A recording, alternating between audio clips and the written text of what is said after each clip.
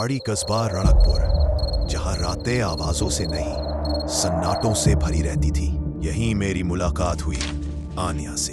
उसकी मुस्कुराहट में कुछ ऐसा था जो दिल को थाम ले। मैं आज कहना ही चाहता था, क्या उम्र मेरे साथ बिताओगी? लेकिन इस कहानी में एक और किरदार था, श्रुति।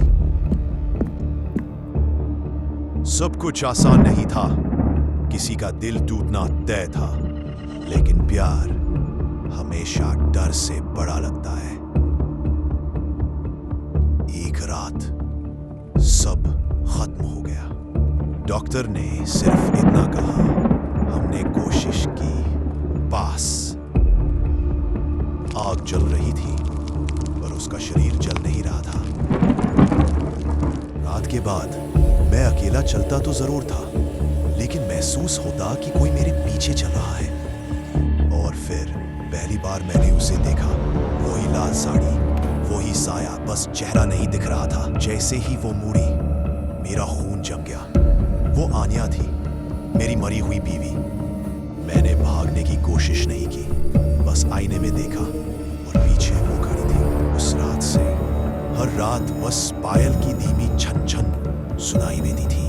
मैं जहां भी जाता, लगता कोई मुझे देख रहा है। बस वही परछाई, चुप लेकिन जिंदा। मुझे यकीन होने लगा कि वो जलकर राख नहीं हुई, वो वापस आ चुकी थी। मैं टूट गया था, नींद, चैन, सुकून सब खत्म हो चुका था।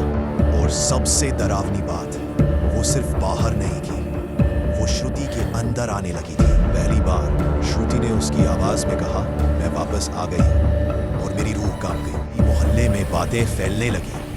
लोग कहते हैं ये घर अब पहले जैसा नहीं रहा। सबको लगा कि शादी शायद मरहम बन जाएगी, और असली जख्म तो अब खुलने वाला था। फेरे के वक्त जब मैंने उसका हाथ पकड़ा, वो बर्फ से भी ठंडा था। अचानक हवन की आग तेज हो उठी, जैसे किसी ने उसे छू लिया हो। हवा नहीं थी पर लपटें कांप रही थी। आधी रात मैंने उसे रसोई में देखा, और उसकी आंखें अब श्रुति की नहीं थी। आईने में वो संजना थी, लेकिन मेरे सामने श्रुति खड़ी थी। मैं चीख भी नहीं पाया। उसने डराने नहीं, आदेश देने शुरू कर दिए। मेरी जगह कोई नहीं ले सकता। उसकी आवाज पत्थर जैसी ठंडी थी। मैं हर जगह उसे देखता था, दीवारों पर, आईनों में, खिड़कियों के पीछे। मैं खुद को खोने लगा था। और जब मुझे पता चला कि श्रुति माँ बनने वाली है, मेरा डर 1000 गुना बढ़ गया। अगर आत्मा बच्चे पर हक जताने लगी, फिर क्या?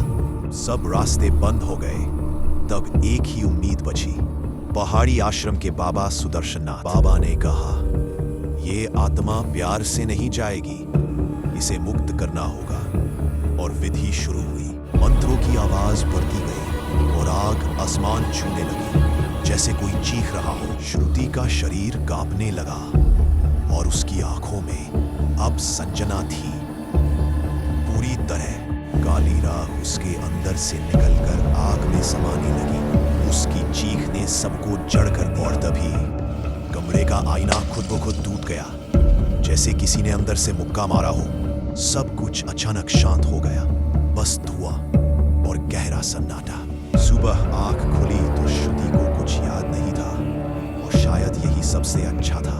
हमने एक दूसरे को गले लगाया, जैसे मौत की घाटी से वापस लौट आए। लेकिन कहानी यही खत्म नहीं हुई। आईने में फुसफुसाहट फिर सुनाई दी, आदित्य, मैं वापस आऊं। Like, share and subscribe.